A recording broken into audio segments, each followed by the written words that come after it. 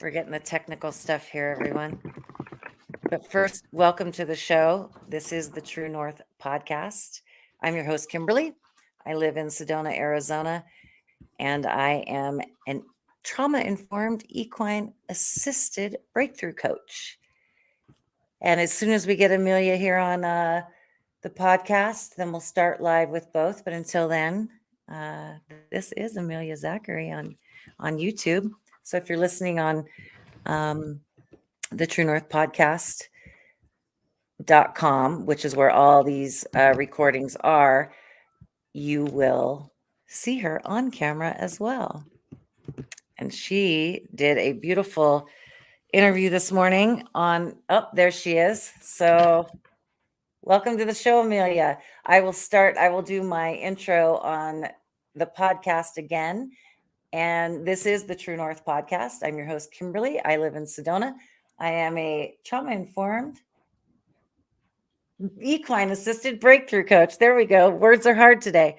So, actually, let me do a quick introduction here with Amelia. She was born Amelia Zachary. She was born and raised in Malaysia. She obtained a Bachelor of Commerce, majoring in marketing from Curtin University of Technology in Australia. And when she met her husband, she moved to live with him in Japan and then Canada. During her time in Canada, she obtained a bachelor's in human ecology with a concentration in family studies from the University of Western Ontario. She began writing her debut memoir after finding her voice, shedding silence and fear. Her debut reveals secrets of sexual assault and subsequently a bipolar disorder diagnosis. She is an advocate for mental health and sexual assault awareness, supporting causes to dismantle rape culture and normalize mental health. When she's not writing, she can be found tending to her many houseplants or hiking with her husband and two magnificent daughters, and they truly are. Amelia currently resides in Lexington, Kentucky. Her book has been described as a must read for anyone hoping to better understand the experience of PTSD and the bipolar disorder. Zachary shares a beautiful and painfully honest portrayal of her path to healing in the face of her trauma. She reminds us that recovery is guided by love, hope, and the commitment to putting one foot in front of the other every day to move towards a valued life. And boy, isn't that true? Welcome, Amelia. Thank you so much for having me. I'm excited to be here and excited to see you. So let's This get is, to it. yeah, this is a kind of a big deal for both. I mean, both of us. Today's your birthday, and I'm going to hold up her book here. Enough. A memoir of mistakes, mania, and motherhood. And boy, you are an incredible writer. Doesn't surprise me. Doesn't surprise me at all. But wow, what Thank an you. incredible, yeah, it's just been beautiful I picked it up and I didn't want to stop reading. It was, you really drew me in. And what a powerful, powerful book. And, I have to give a little bit of a backstory. I actually met Amelia when she came here with her two best friends. And in the prologue, it kind of starts with that journey. And while I knew that it was a powerful connection with you and your friends, I did not know the full backstory that your book really goes into. So I am so, well, it made me, today I was choking up a little. Today's your birthday as well. So happy birthday. Thank you. We got a little bit of feedback here. Let's see what I can do on my end for that. Hold on. Let's see here. I'm not sure why. Hold on. I'm sorry, you guys. This technical stuff. My phone is not allowing me to go all the way down, so it must need to keep recording. So this is something that I'm still learning how to do, to have the camera and the podcast going. So we'll just see how that works. Do you have a sound button on your end where it says on your anchor that I sent you? Is there a volume? Maybe we turn one of, because mine won't go all the way down because it needs to keep recording. There isn't. Okay. No. Okay. Well, we'll just give it our best shot because now it doesn't seem to be doing it. So I'm learning as I go, trying to get all Do you this think that technology. What's do you that? think that headphones might help if you used headphones? If I had a pair, I would put them on. That's next on the list of things to acquire. So we'll just go forward with this and we'll just do our best. So, Amelia, why don't you just really start with the journey of what you want to talk about in the book, and really, now that you're out speaking about mental health and awareness, where you would like to start with this message? I think I'll start with what enough is about. Enough really is a story of hope, first of all, right? It is a story of, for anybody who's trying to understand the realities of living with PTSD and bipolar disorder, and also understanding the fact that a life that you imagined is possible despite this diagnosis.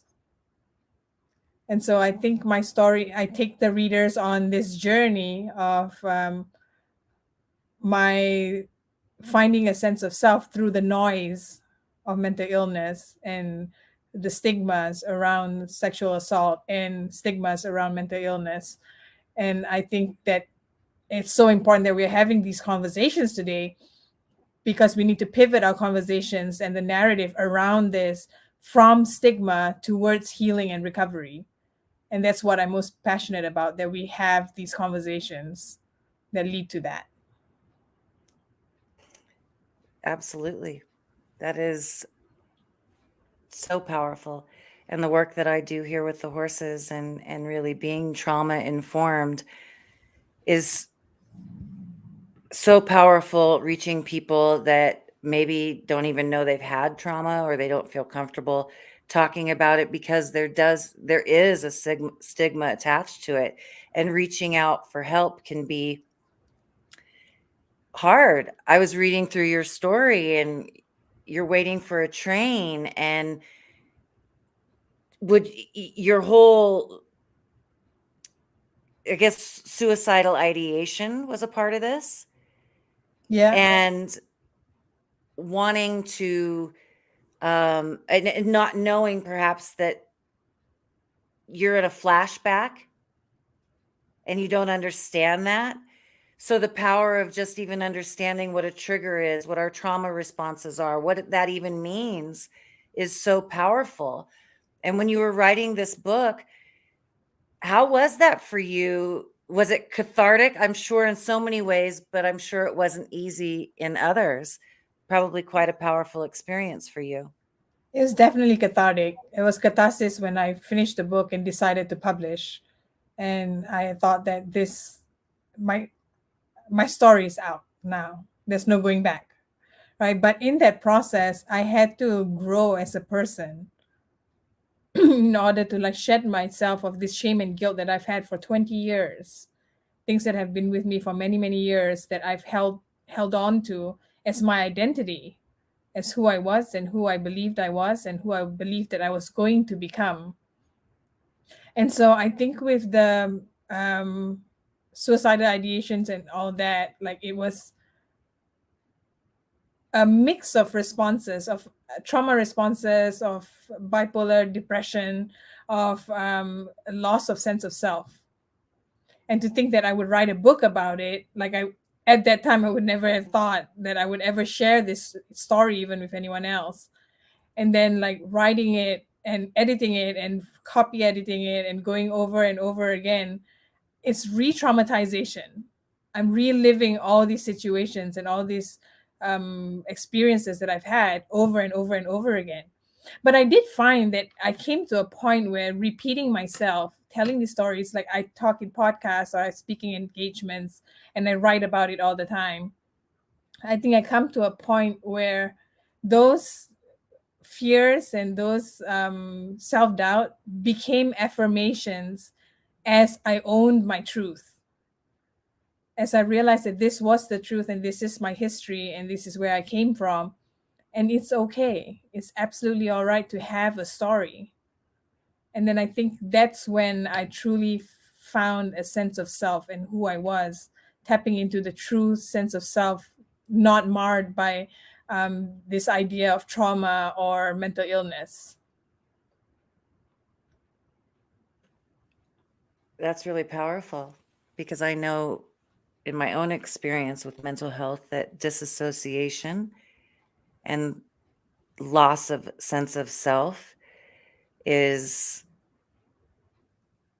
there's to not know who you are, and to become, for me it was codependency and people pleasing, deep abandonment, and how that affected everything in my life. And it wasn't until I started to be able to tell my story, to talk about actually what was being held very deeply inside myself, but compartmentalized, that I was able to, start to understand who I actually was. And so when I was reading your book, your words just hit so deeply, and when you and your friends were here, and you've just got the most beautiful girlfriends and such a powerful relationship. They are the um, best. they really are. And it's been so fun to watch all of you guys blossom in your journeys. And, I was just really starting True North, and I was really just kind of getting my feet on the ground with the direction that I was going to go, with talking with trauma. And so to read the prologue in your book, and when you talk about Sedona and you talk about your friends, it's so beautiful that that is the entrance into this amazing story that really, I just think is so powerful for anybody to read, but especially if you're struggling with depression or PTSD, CPTSD, really, I would say any sort of mental health, because it really shows that we're not alone in this. And the more that we do talk about it, that we are out there for each other, and that that's such an amazing feeling. I want to touch base with your husband, and what an amazing journey that was, because I was reading how you would test him and push him almost to the, like, because you just were like, I know you're going to leave. But instead, you guys now are stronger than ever. So I kind of wanted to touch base on that relationship. If you could share a little bit about the depth of that relationship. I I say I'm a spiritual person, and I believe that you receive what you're ready for. And we both had that when we found each other. There was something that was stronger than, of course, if you ask him today why you stayed or why he decided to be with me, he'd just say he loves me. And it's a simple answer, right? But it goes much more than that. It is a commitment, it is a bondage between us that I think pulled throughout the test of um, mental illness. Now, the important thing to take notice here is that he took time to learn and understand the illness. He wanted to be a support system that was there for me in the way that I needed, and that he had to shed the stigma and the things that he had, preconceived notions that he had before we met, before we got my diagnosis, and before we understood what the illness was about. So he took the time to learn about it. He came to me with therapy. We learned to cultivate this very open, raw, and honest communication between us, so that that was the only way that it could have worked, that we were raw and honest with each other. And so that learning how to communicate, I think, saved our relationship and is the basis of our relationship to this day. Well, it's certainly in the book comes through that when he had said maybe some help here, and the resistance that came up, you were even sitting at a bar with your friend, and he wanted to say, oh, she's here with me, she's safe, and you didn't want that because you wanted him to not be mad but more worried. And so those sort of things, and I'm wanting to bring this up because I think it's so often when you've experienced trauma, you want the love so deeply, but because there's such a deeply embedded fear of whether it's shame or guilt or whatever it is, that we tend to push those people away. So if anybody's watching this and perhaps going through that, and really what you're wanting is the love and support, I think that was a very important part in your book to share such truth, that it can look really not very pretty, and pushing people away is actually a sign of wanting to be deeply loved and supported, but just not knowing how. Absolutely. And I like that you brought that up too, because enough is not just for people who are going through the experiences like I have, but it's also, I feel like a good resource for people who are living with those who are experiencing these experiences, to Absolutely. learn how to be support systems, and how to be in relationship with someone who has bipolar disorder and PTSD. Yeah, and I would say that everybody gets some. And so to understand, to be trauma informed is a pretty valuable interpersonal relation skill, especially now on the planet, because we're seeing, at least in my work, I'm seeing um, so many people coming to me and not even realizing that that's what they've been experiencing, and how it's affected their life in so many ways that they didn't understand. Oh my gosh, like, wow. And I think that a lot of people, at least in my experience with what I do, is that people, well, oh, it wasn't that bad. I'm not in this sort of situation. It wasn't really trauma. But the truth is, healing's not linear, and trauma is not defined by it looking a certain way to a certain type of person. It doesn't it doesn't know. Trauma is across the board, and so I hope that more people can really, um, especially through books like yours, come to understand that, oh, this way of being or that story, maybe I do have something like that, and then it's okay to talk about it, because I know in my experience, from I didn't even know any of this until I really got horses back in my life, and I was like, "Oh my god, I've had some deeply held trauma."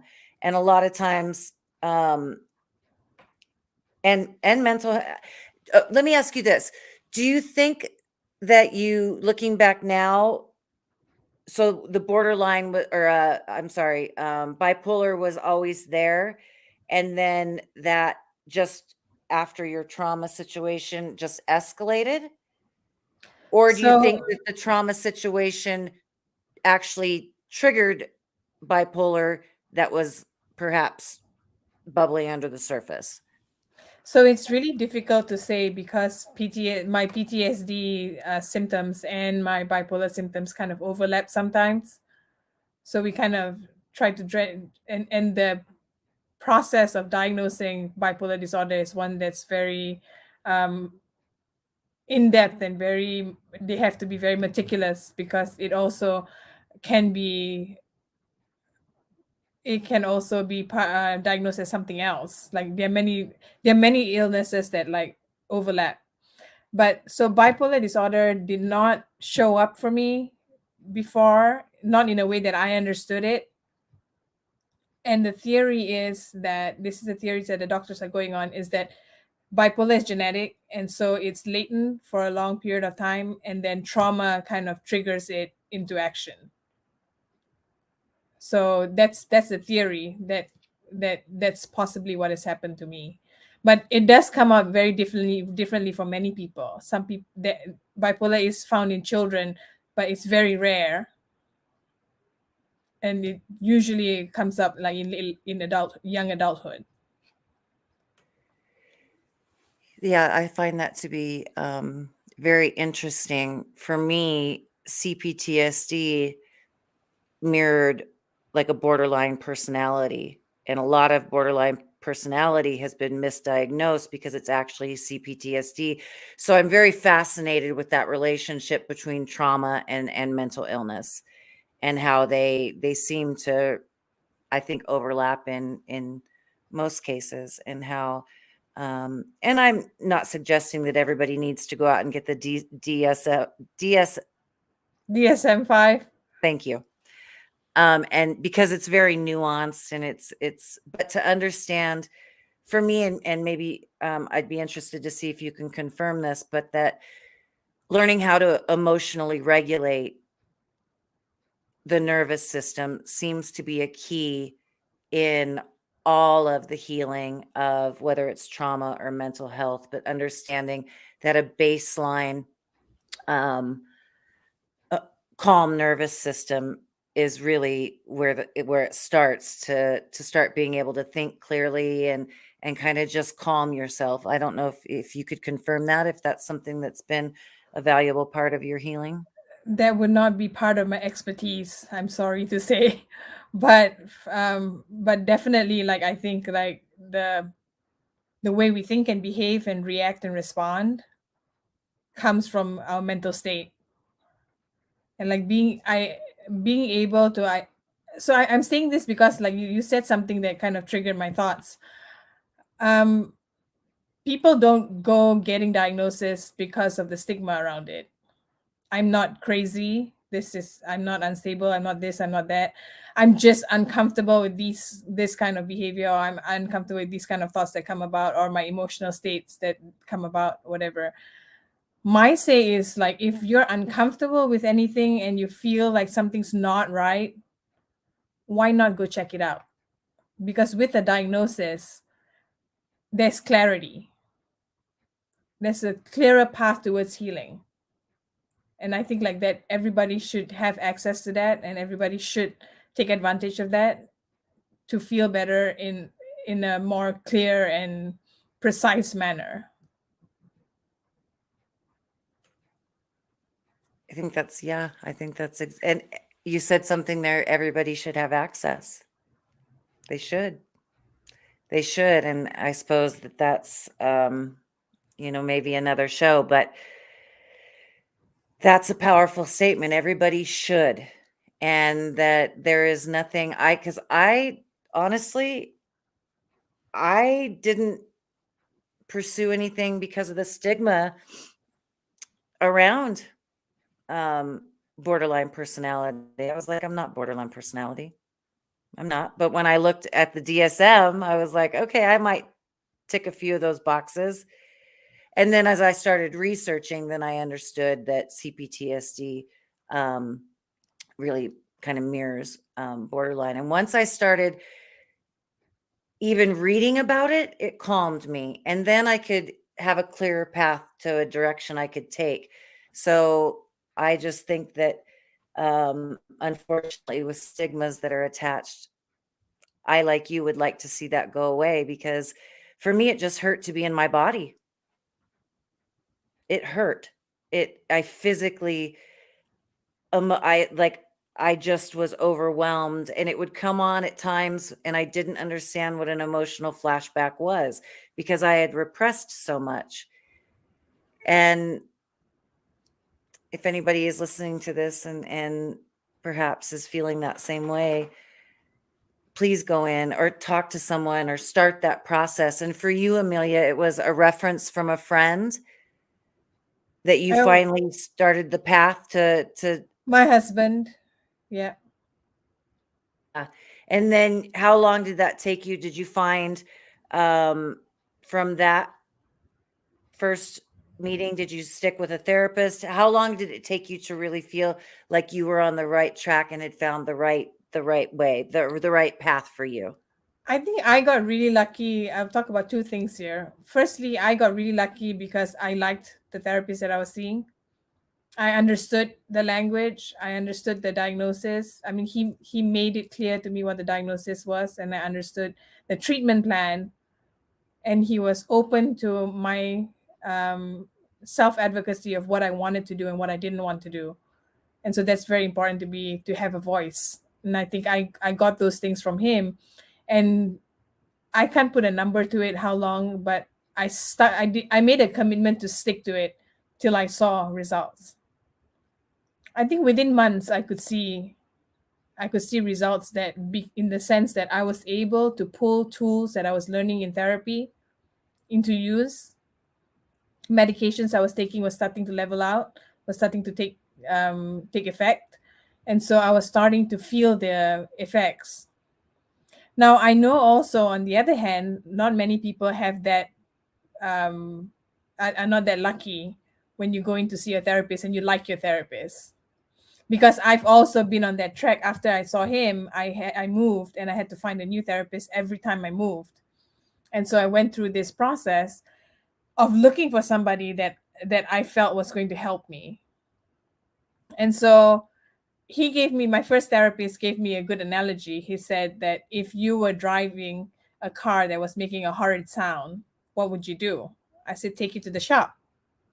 He said, okay, you take it to the shop and then they fix it and hand the keys back to you and you drive and the sound's still there. What do? I try and get it fixed again, right?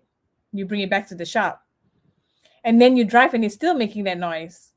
Do you keep driving or do you look for somebody else? So I said, oh, like, I get it. Like, yes, I would obviously I would look for somebody else to fix that problem if the first person isn't working. And so I implore everyone who is seeking a new healthcare provider to give it a chance, try it a couple of times. And if you really don't jive, sometimes you just don't like their face or don't like the way they speak or don't like the tone in which they speak. And that's not going to be a healthy relationship because there has to be a therapeutic relationship between the therapist and you. And so I think finding that fit, once you find that fit, that journey that you take together is going to be one that's a lot more fruitful than if you were forcing yourself to go to someone that you didn't like. Yeah, I think that's very powerful because for me, talk therapy wasn't something that I responded to, but I responded very well to somatic, which is very much what I do with the horses. So there are different avenues out there, and healing is not linear.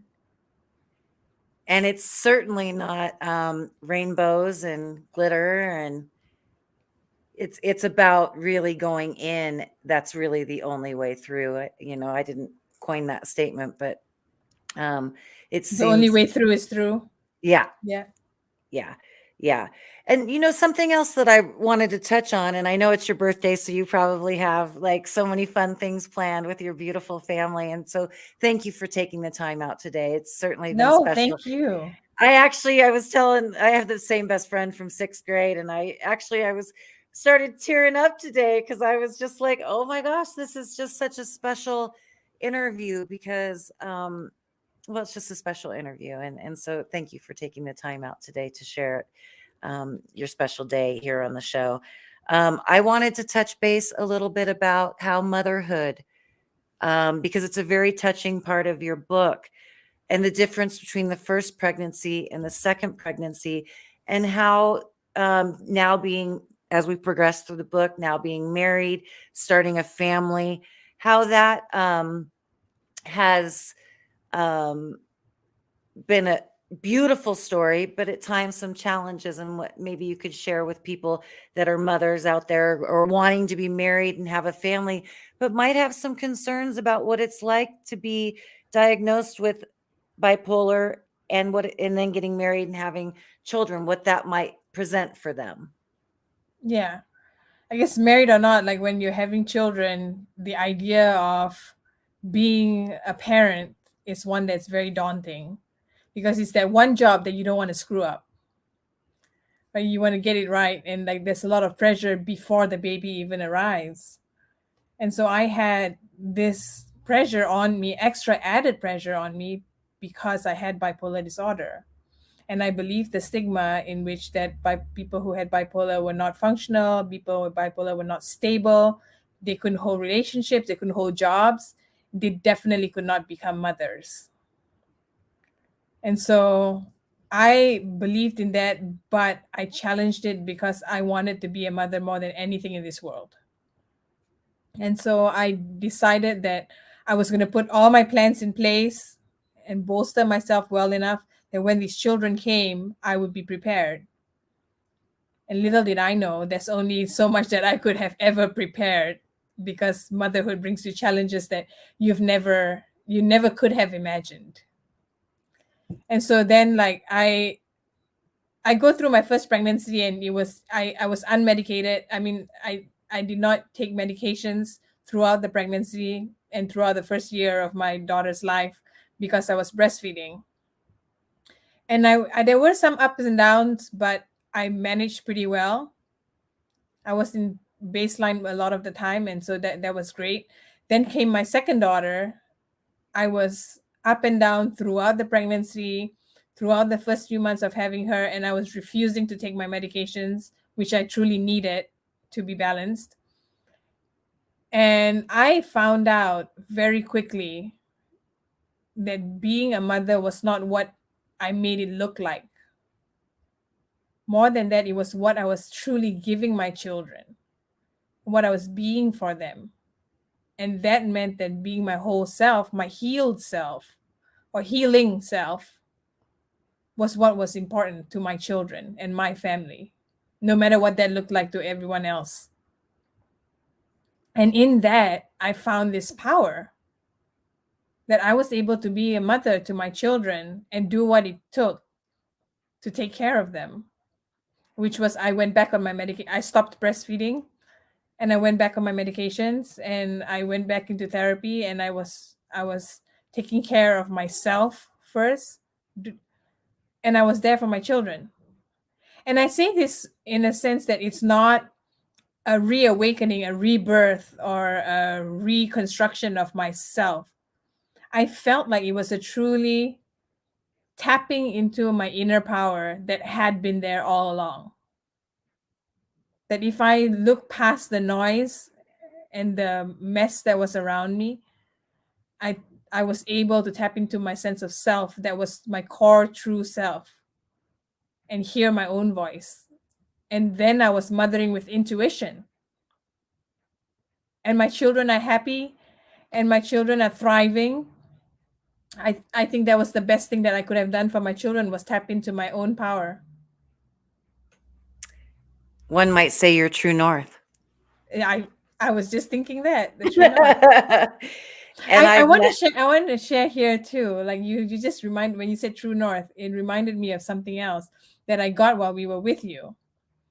We were with Kimberly, my friends and I, and Kimberly was reading our cards. And while she shuffled, these cards kept popping out of the deck. And so we kept picking up those cards and giving it back to her. And she's like, "Nope, that's yours. Those are your cards."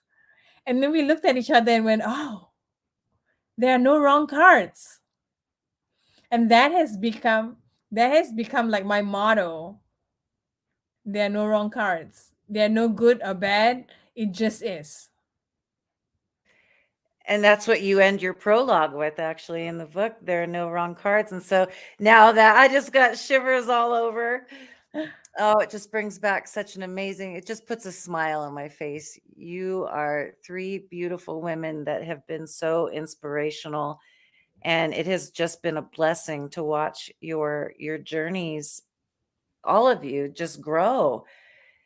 And you guys are just such an, I have the same best friend from 6th grade, and there's just something when you find that, boy, you just want to Hold just on hold to on it. to it. Yeah. And Amelia, actually, I've met her daughters and her husband.